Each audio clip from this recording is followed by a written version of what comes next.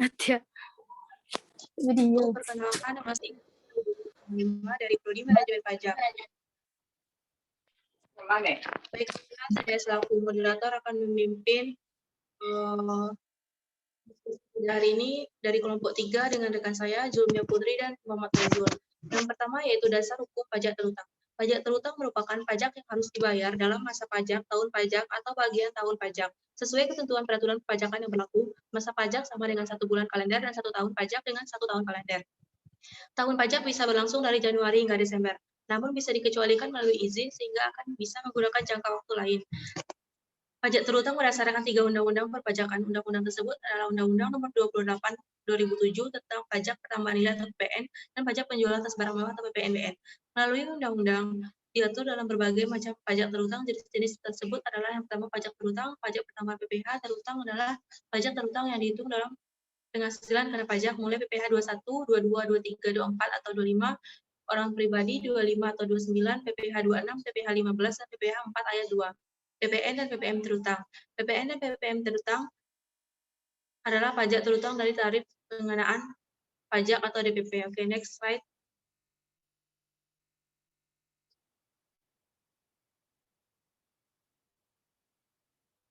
Dasar penghitungan pajak terutang untuk PPh atau PPN serta PPNBM akan berbeda. Berikut adalah caranya. Yang pertama, perhitungan PPh terutang. Diatur dalam pasal 17 Undang-Undang PPh mengatur tarif pajak berpenghasilan terutang dilakukan jumlah penghasilan yang didapatkan. Bagi wajib pajak orang pribadi yang sudah memiliki nomor pokok wajib pajak NPWP adalah 5% dari penghasilan kena pajak untuk penghasilan hingga 50 juta per tahun.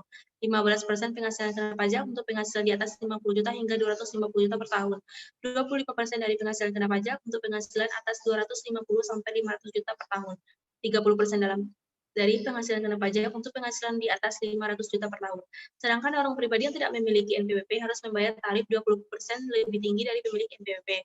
Untuk jumlah PPh terutang badan, perhitungan berdasarkan pada dasar omset yang diperoleh per tahunnya.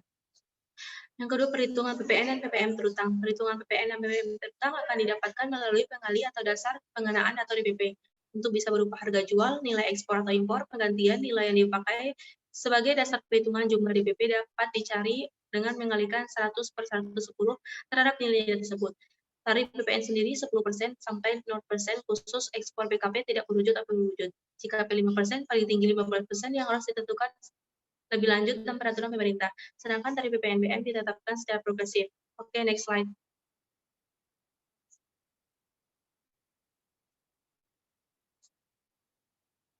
Dua, tujuan dan pemberian fasilitas. Definisi PPN, fasilitas PPN merupakan bentuk-bentuk perlakuan khusus terkait pemungutan pajak pertambahan nilai atau PPN atas barang atau kegiatan tertentu melalui fasilitas PPN diperlukan untuk mencapai tujuan sebagai berikut: memacu perubahan sektor ekonomi potensial, mendorong perkembangan usaha, meningkatkan daya saing produk dalam negeri, mendukung pertahanan nasional, mendukung kelancaran pembangunan nasional. Jenis-jenis fasilitas PPN berupa pengenaan tarif 0% dalam bentuk tidak dikenakan pemungutan PPN, PPN berupa pembebasan PPN, dalam pembentukan tidak dipungut PPN. 4 fasilitas ini diterapkan sebagai mekanisme pelaksanaan yang masing-masing berbeda dan memiliki karakteristik yang berbeda pula.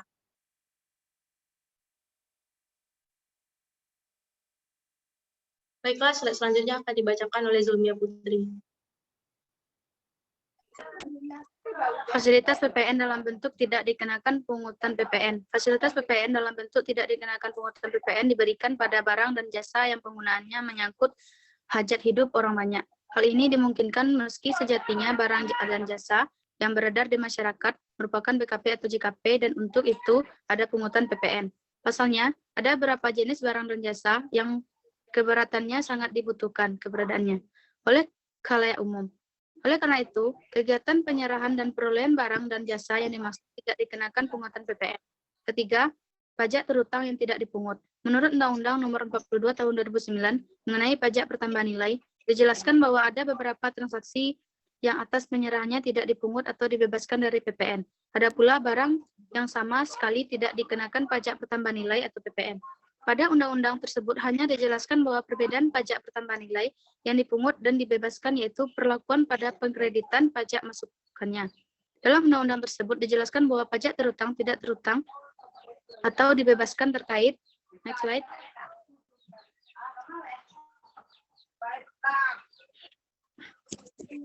Yang pertama, kegiatan di kawasan tertentu. Yang kedua, penyerahan barang kena pajak atau BKP atau penyerahan jasa kena pajak tertentu.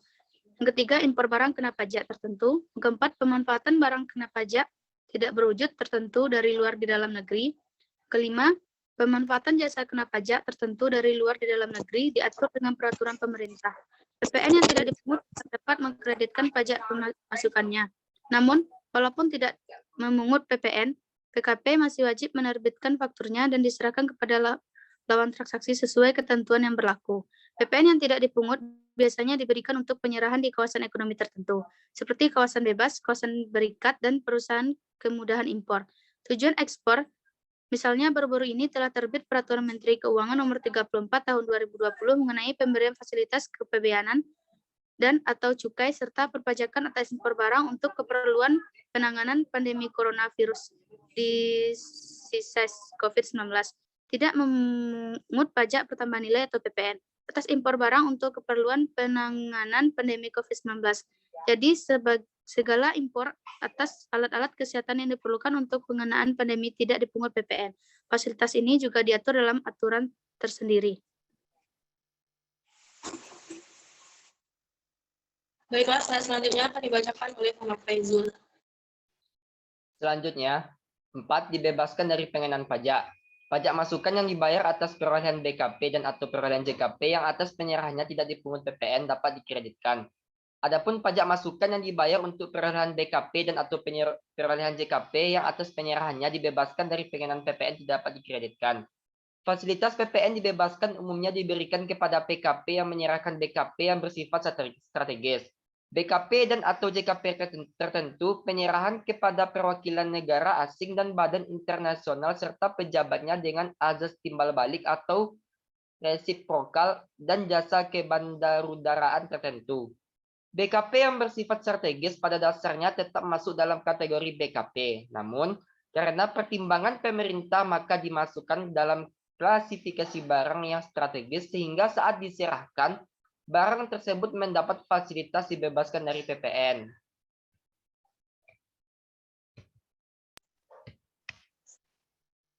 Terima kasih. Baik, itu yang dapat kami sampaikan. Terkurang lebihnya saya mohon maaf. Saya sudah ingat. Assalamualaikum warahmatullahi wabarakatuh.